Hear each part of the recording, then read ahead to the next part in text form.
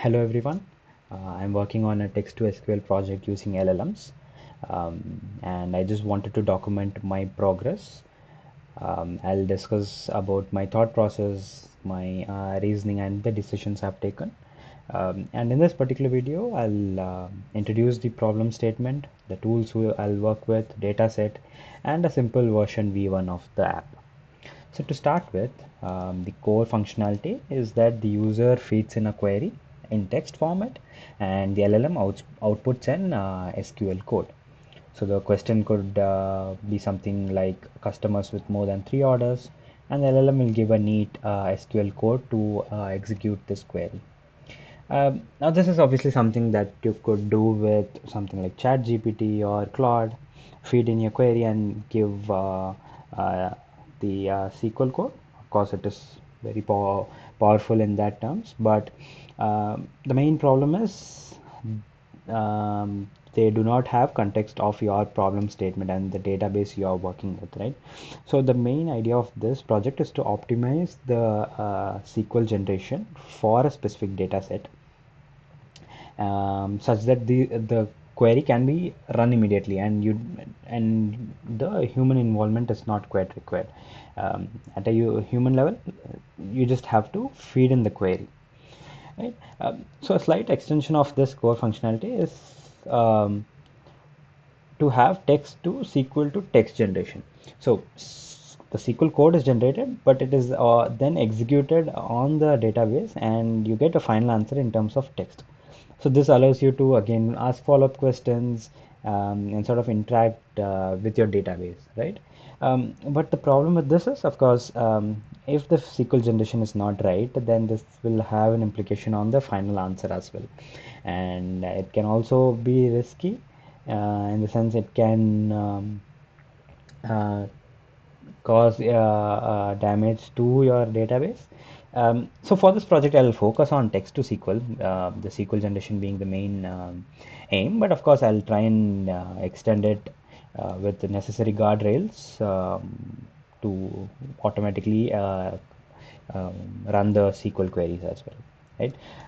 So the tech stack that I'll be working with, at least at this point of time, is firstly Python for core programming language, MySQL or PostgreSQL for the relational database and storing all the tables, SQL Alchemy, and that's like a bridge between Python and the relational database to create the connection and run the queries, LangGraph or LangChain, uh, probably combination of both, of course, for the LLM orchestration and workflow.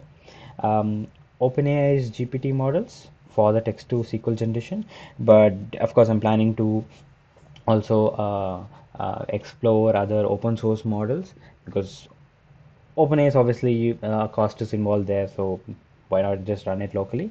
And finally, a Streamlit or Gradio to create the UI aspect for um, the user interaction, right?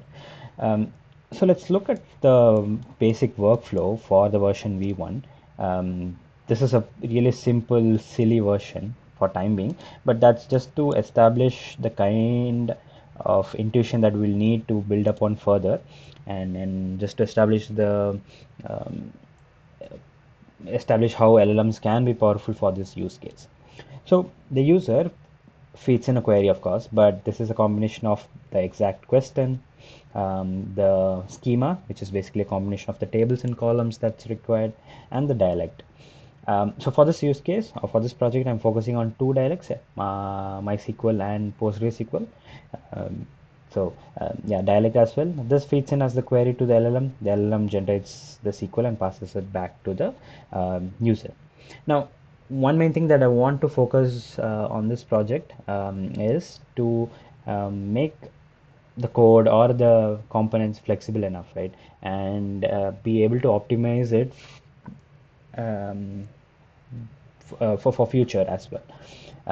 Yeah. So speaking of the data set, I picked up this data set by Olist, and this is a Brazilian e-commerce platform, and it's up from Kaggle. They're like what I guess 8 tables. So basically, you have orders tables, related payments, sellers, customer details, order items, and so on. and of course they are sort of linked to each other. There's also detailed um, columns and that's present in each of them. So of course, like a real world data set, this is a replication of real world data set, right? But of course, there could be more complex ones in real life, with more complex relationship between them and so on. But from a project sense, I think this is a good starting point because what I noticed is this: each of these tables has numerous rows and obviously these has combinations, so we can obviously test some join functions, filters, group bys, and so on. So from a project point of view, I think this is a good starting point. um, yeah, so now moving to the project, right? Let's go to VS Code and let's explain how this works. Now the first thing is to obviously import the uh, tables. So I have downloaded the data set here. It's basically what 8 tables and just another translation table here. All are CSV files. Two steps in the initial setup, and I'll not discuss much about the code here because it's like a one-time run. I'll focus mostly on the actual LLM and the app code. But just to give a brief overview, the first step is to establish the database, right? So um, in the env file, I provide things like dialect, driver, user, host, and so on. And this goes into the config file. Um, and the reason is you can just then import this class across all your files instead of providing the variables again and again. So now I'll explain why you need these details, right? So in the DB, I'm using SQL Alchemy to establish that engine, to create the engine and establish the connection between your Python and the actual database. So initially it checks for the dialect. It only accepts MySQL or PostgreSQL. Then it builds the DB URL. And this is where you need details like dialect, driver, user, password, and so on. And this varies for and it varies if it's MySQL or if it's PostgreSQL, which is why you provide the details here initially. And this is the only thing that you have to change. Um, Moving forward, right? So you don't have to repeatedly change in each of the files, or make changes here once and then directly import the config file. So that building of the engine happens here, and then the creation of the database. So based on if it's SQL or if it's PostgreSQL, it runs the specific codes and creates the database. So this is the first step. The second step is to load the CSV files. Again, same. It connects back to the engine from our DB file, from the connection that we established there.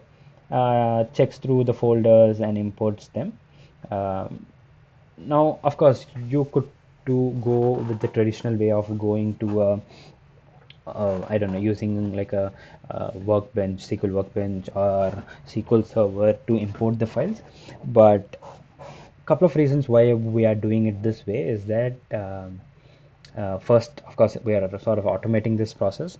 Let's say tomorrow we have a different data set. All I need to do is just point the path to that particular dataset file and run the scripts again. And here there is one command which says append. So to the already existing database, I am simply appending this data. And secondly, um, in future when I want to run the SQL query, this sort of connection and the database is required. So which is why I am which is why I've chosen this way of establishing the connection and importing the files. So yeah, so once the database is ready, right, we'll go to this step. So I've done this in LangGraph, and just a heads up, this is like super silly version, right? But yeah, let's go through it. First, I'm importing the environment files. So environment variables. So this has the OpenAI keys, Langsmith keys for tracing, and so on. I'm initializing the default chat OpenAI's variable, And in the prompt, it simply says you are a SQL assistant. Given the schema below, generate a valid SQL query for the question in the given dialect. Output only the SQL query and nothing else. So the dialect goes here, question goes here. Let me pick one question. Let's say the question is list all orders that were delivered after the estimated delivery date. And the schema is something the user has to give. So I can use like a lookup information here, and this is related to orders data, right? So I'll pick this particular piece of information and pass it to the LLM. So this is how the prompt is built, and your final step is to invoke the prompt and get the content out of it. So let's say let me save this first and then run this piece of code. um, yeah, there you go.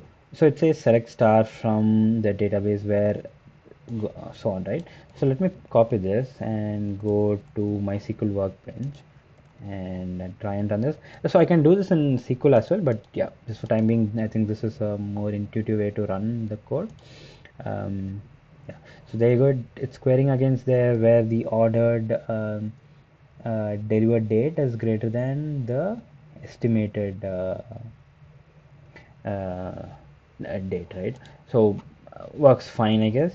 Let's just try another question involving joins. So let's say this is my question, right? List the order ID, customer ID, and product ID for all items in each order. So let's say, where was it? Yeah. So I think this involves the product's details as well because I need the product ID.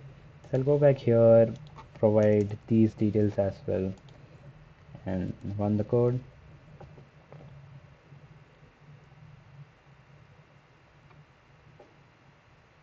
So of course, I think it joins on the data set.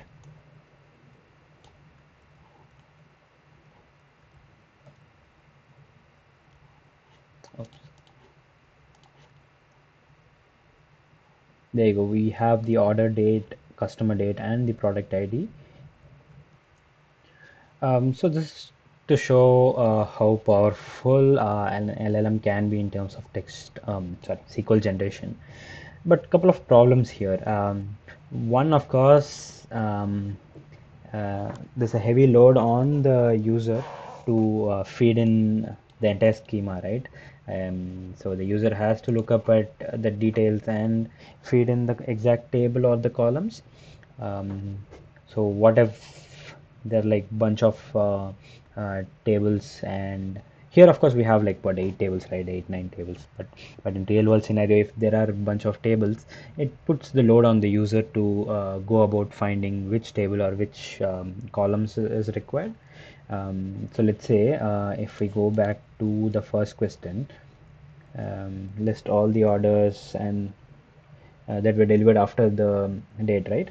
So let's say instead of the orders data set, if I had put like, I don't know, like a reviews data set, this has the order ID, but not, it also has some dates, but right, but not necessarily the order date or the delivered date.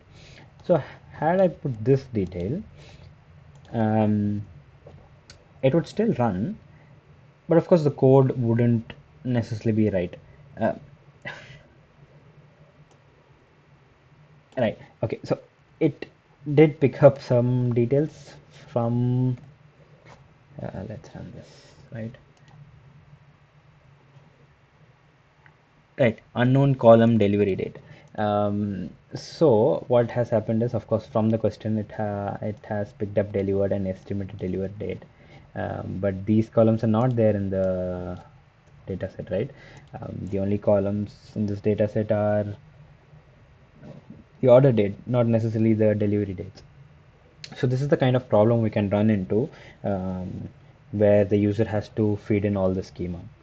So what if we offload it and, I don't know, like paste the entire schema instead of just printing the specific lines? And that's a good next step, I guess, which is what we'll move towards next. So the user now feeds in only the question and the dialect, which passes as the query. But within this query, we are now directly printing the tables and columns. Like we are inputting the tables and columns directly.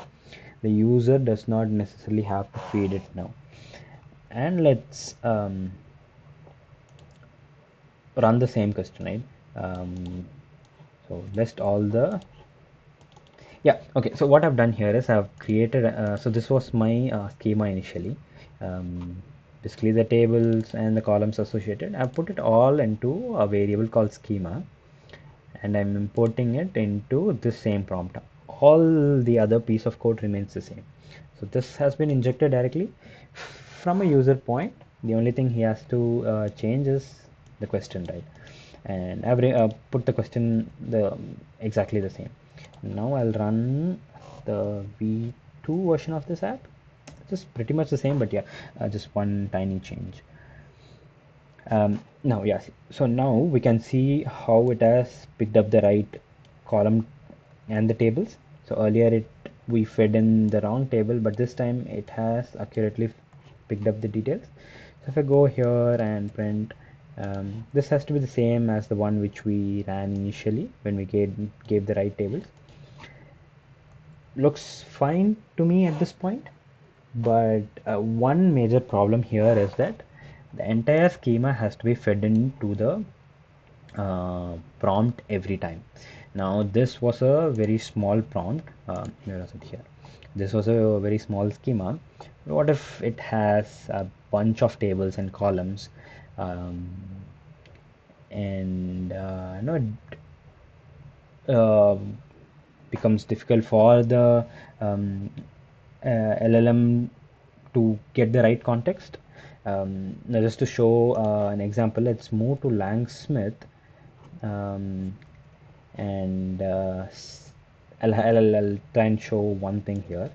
Um, so this was the run before this, where we fed in the right schema and we got a certain detail. But in this specific run, the latest one, we can see that the entire schema was fed into the prompt, right? We did get the right answer, but a drawback here is that when we look at the kind of latency, right? It was like what, less than a second. The latency has increased now because it has to go through the entire context that was provided to it. The token usage is tripled almost. Um, so a lot of token has been involved in this case, and I guess the cost associated with this is also increased now. Um so this is a major drawback here, right? Although we sort of get the right answer, but now a lot of token latency and cost issues are associated with it. One more thing I'll try and highlight here is, let's say, from here I'll just try and ask another question. How many customers are there? Where is this? Are there in the state of Minas Gerais? Let's save this and run. Yeah. So select count star. Sorry. Select count of the customer ID from the dataset. Perfect. Where the customer state is so and so. Right. Perfect. Right. Let's run this. So it says there are zero. Probably the customer state had zero customers, but that's wrong. I'll show you why. This is because no, it's not customer.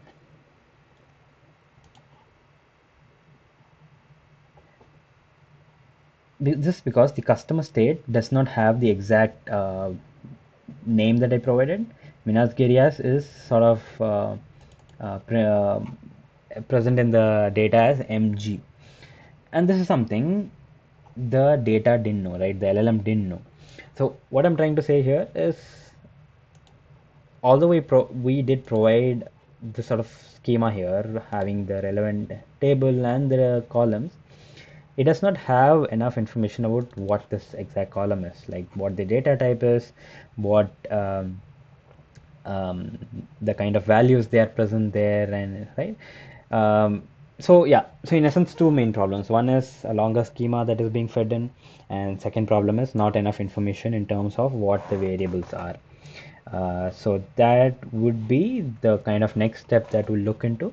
So version V1 and V2 are pretty much the same. Here it offloads the schema uh, from the user to directly being put into the query. But the next step would be to convert this table and columns, like this input, to a more smart knowledge base that provides enough information to the LLM for additional context. And that's what I'll try and focus on next. And so that's pretty much about this video. If you have followed, I would be happy to take any feedback or improvements in my approach. But otherwise, thank you.